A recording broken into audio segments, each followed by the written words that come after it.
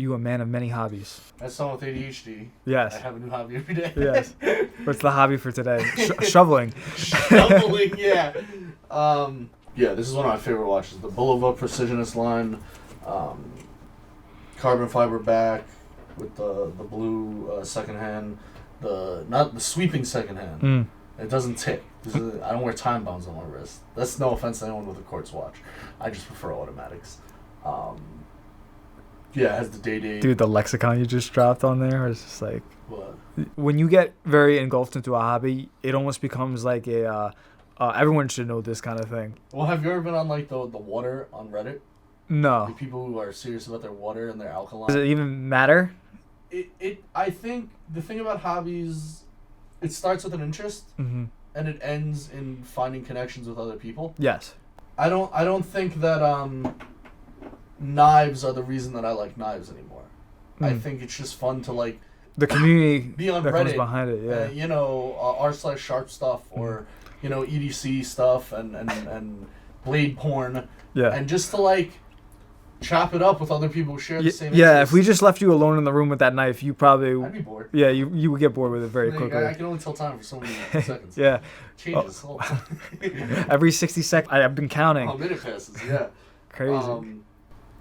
Yeah, I want to show off some watches that I've been into lately. I have a lot of hobbies, and a lot of them are creative, but a lot of them are like tinkering stuff. Yeah. Like EDC stands for everyday carry. So whether it's a knife or a watch or what I keep on my keychain, yeah, like little shit like that. Everyday carry. It's supposed to be it speaks to the preparedness. I think all of us in the EDC community have a little bit of like, oh, what if I'm not ready for something? Now, there's always things you're going to be not ready for. But just like me showing up 10 minutes early to every photo shoot and having, 5 friggin' SD cards in my bag and one in my wallet and, extra batteries. Just limit the amount of things that could go wrong. Exactly. So EDC, everyday carry, yes, things will go wrong, but maybe I can be prepared. I'll be the most prepared I could possibly be. Exactly. And it's all facade. Things are going to happen that I'm a knife or a watch. Well, unfortunately, when people see you have a knife on you, they just assume you're using it to threaten people. And not to just... I'm out here killing people out there. That's why I'm still walking the streets. Yeah. Yeah. No, I just kind of wanted to cut this branch down. Yeah, or like a thread. And I think when people are scared of knives, it speaks more to their experiences or what they intake. The only time I think you have a reason in England or London where the police don't carry guns, knife crime is up. Knife crime is one of the biggest things. Mm-hmm. There, yeah. If someone pulls out a knife, maybe... Take a few steps back. Right. Mm-hmm. Don't make any sudden movements. Because in New York, this is legal. Yeah. So, even if someone was scared of this, at least they know I'm not breaking the law, so maybe I can give this person the benefit of the doubt.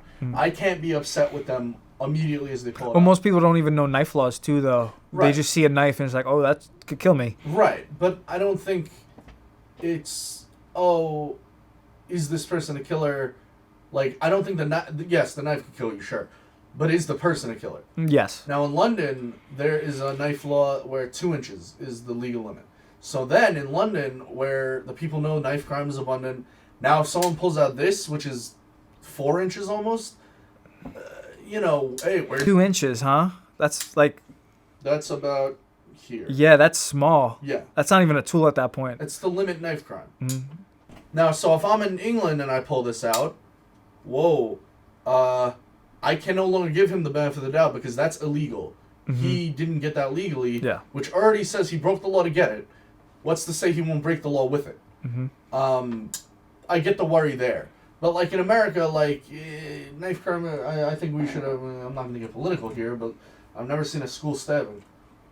So, one of the watches that I've been super into lately is the Dietrich Time Companion. PVD, the titanium PVD coating, the hand-rubbed titanium. But, like, you see how it's satin finished and then hand-rubbed, so that the grain of the titanium is going only one way. And then you see, like the hexagonal pattern on the links, the brushing on the links, they're all flat links, almost Cuban style. I have a specific style, as you can see, like, these are not too unsimilar. You like black watches? Yes. Mm-hmm. Not always, but a lot of them. I don't think I've seen you wear a different color watch, at least from my memory, other than a black right one. now, I only own black watches. Yeah. I had a really nice silver one, but my boy got married. It was like a $600, $700, $800 watch. It was a bullet with precisionist and all polished silver. My boy got married. I missed the wedding like a dumbass, and I gave So you gave him your watch? I gave the watch off my wrist. It's like, sorry, I missed your wedding.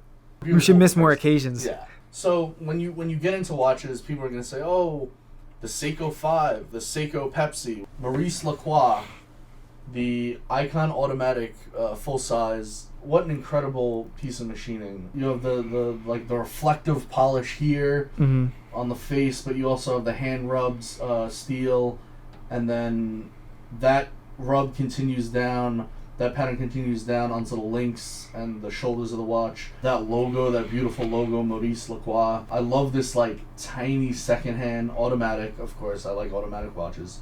The crown is beautiful in itself. The crown has like different polishes, and also this pattern on the back of it. It looks like a sound booth.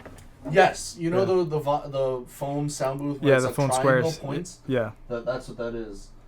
How long do those watches last for their battery? They say you should get it. Some people pull out the crown. I don't have a watch winder. Well, a winder keeps the watch in perpetual motion, which keeps the gears turning through gravity. Okay. So even when the crown is out, the watch knows how much time is passing because it's still being wound, essentially, manually by gravity. Now, if you take the crown out and you just leave it on the desk, the hands won't move because there's no motion. A battery just moves it, so when the battery dies, you get it replaced. However, I believe this is a diver's watch, so it's good for about 300 bar, and this watch would survive in deep sea longer than I would. My lungs would collapse, but this would be still ticking. I wouldn't be ticking. So this is press fitted, vacuum sealed. So basically what that means is there's a chamber inside here that's pressurized to 300 meters all the time.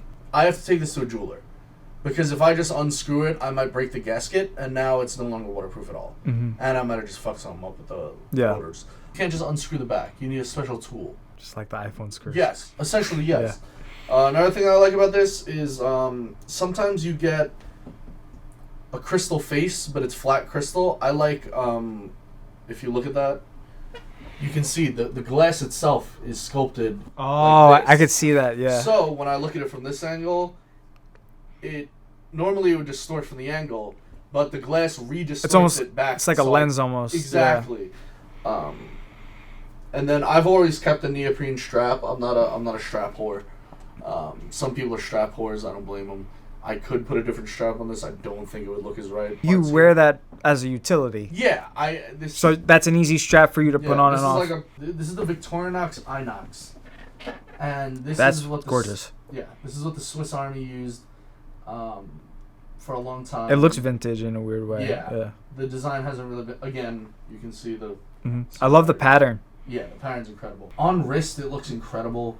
Like this matte stone washed. So a stone washing is they tumble it in stones so that you get this. It's still black PVD coated, but it's been tumbled with rocks, literally, and so it's stone washed, so it won't get scratched. It won't show scratches.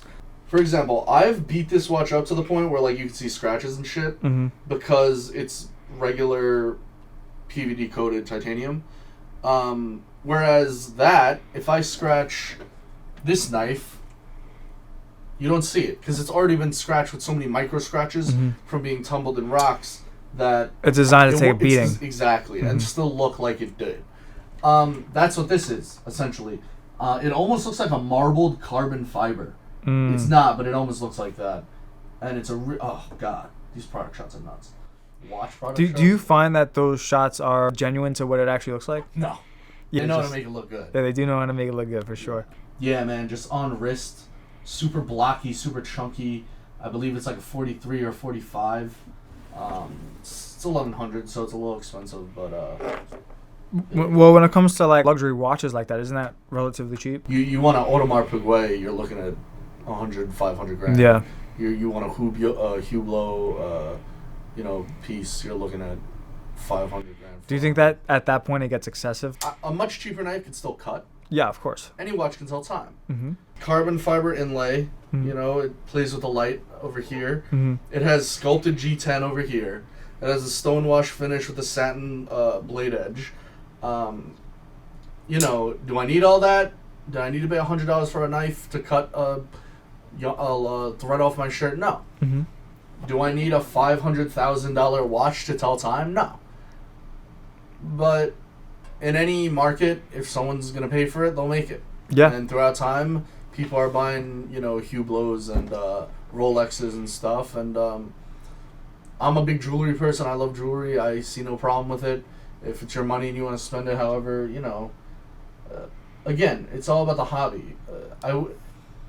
Most people would be like, that's ridiculous. But if you go to another watch guy, they understand the time it takes to make a Hublot, the precision craftsmanship, the unique parts of it, the unique materials they can use. Mm-hmm. They get it. Watch people get it. Throughout my time where I've had money and spent it on things I'd like my own money, I've realized that you can't put a price on the feeling you get from your favorite shirt. When you wear it, it's not because the price, it's because maybe the fit, how you feel in it. Mm-hmm. When you can feel confident in something. I feel this watch makes me feel confident. Mm-hmm. Because it exudes my personality. It's rugged, but it's timeless, it's classic. Mm-hmm. It takes a beating. Exactly. It's all the things that when someone sees me, I would like them to think of me. Mm-hmm. And pieces like it's a reflection of yourself. Exactly. Mm-hmm. I wear black t-shirts because it's a reflection of myself. I like how they fit. I like how I look in them. Mm-hmm. It makes me feel good when I walk at the house in a nice black t-shirt. I like my chains. I like my jewelry. My glasses, they're Bulgari. They're in a luxury brand. I'm not a luxury whore, though. I don't... but those are things you wear every day anyway. Those are things that I've worked for. So money they're and worth I get the to price. Spend Yeah. something that I feel good in. Yeah. Just to finish it off, my dream watch that I'll probably never get. I feel like the way you're about to explain this watch is they beamed sunlight into molten rock, and they had to have a man in a hazmat suit meld it. This is an example, of the Hublot Big Bang. These can get up to It looks like a bank vault. Even in the knife world, there are things called art pieces. Mm-hmm. So there's a knife designer, Elijah Isham. One of his famous designs, the Megatherium. You almost call this an art. Yeah, but it's not as functional as it should be. Form over function. This is the 906B, and this is a wee knife Elijah Isham collab. It looks like the shit they fly in Halo. Yes. So that was a lot of his inspiration comes from some of these video game type knives. Now, will it cut things? Yes. Is that its first function? No. This is birth stuff like this, and just like the Hublot, the limited edition one I showed you, is birthed from communities where the function no longer matters. We're just very enthusiastic about the craft. Yes. About how far can we take this craftsmanship. That's just something that I think is really cool. Well, it's like cars too. Cars to me are utility. But you can get your Corvette C8 mid-engine 2020 version. Yeah. And that's an incredible car. Yeah. I mean, I believe it goes 1.9 seconds. Probably will never have to use it. No. Damascus Blade, which is incredible. So Damascus is layered metal, then shaved. If you took a steak and you cut thin sheets of it, the fat pattern would remain, right? It would be like spirals of fat. Yeah. This, they layered a bunch of metal, rolled it up and mixed it, and then sliced the metal so that that design is still in there. Beautiful, absolutely gorgeous. You have And it's the same on every knife, or is a pattern? It's going to be different on every knife, which is cool. That's a personal touch. Now, when you order a custom knife like this, you have to understand, the one you saw on the website, unless it was a picture of one for sale, you might get a different design, and it's a risk you take. On a custom knife, custom knives, you can get them from Bruce Blades, but if I ever got a custom knife, it would probably be a Jack Hoback. He makes these really cool Asian-inspired, samurai pocket knife. It's really cool. But I love, the gunmetal titanium with the edges peeking out of brass. I mean, again, it's kind of like my watch or something in knife form. The shredded carbon fiber version with the... it looks like a wrench. Yeah. I like simplicity. Yeah, but that's what really like feeds into the tool aspect of a knife. I like simplicity in the lines and complexity in the details. Yeah. That's a good way to put it. Yeah. So this it looks like a traditional Quicken knife, but it has the stonewash blade, the stonewash DLC blade. Yeah. And then it has the shredded carbon fiber inlay on the handle. It has the 2 fullers on the handle for like a little bit of grip. Yeah. But again, like it's a functional design, but it also, with the details, it can look very nice. Look at this. This is like shredded. That's incredible. That's like a marbled carbon fiber. Yeah, that's crazy. It is absolutely insane. It's the same as that. That's a texture I never thought I'd ever see. If you look at my watch, the face of the watch, it's carbon fiber. You see it? Yeah. And if you look at my, it's carbon fiber. I'm a sucker for carbon fiber. Well, carbon fiber is like a great utility metal. Yeah, it's super light. But it's That's tough. what they make like Corvette hoods out of. But this is like taking it function to fashion. It's craftsmanship at the highest level. It's no longer just a knife. Like Sunrise River, that's made out of an antler, which is shaved and polished and finished. That's a lot of work. It is. Yes. And now, but the price makes sense. Yeah, and so this knife is, I believe, 9CR MOV18, which is the steel. But I prefer like a steel like D2. But you could also go up S30V. You could also go up S90V, 440C stainless. So the toughness of the stainless steel, there are a couple the more things, expensive the edge it is. retention, the toughness, the stainless quality of it. I think the point and the reason why it doesn't come off as excessive is because there's a legitimate thing that distinguishes one knife from the next compared to a phone where you're paying for a brand. Slab.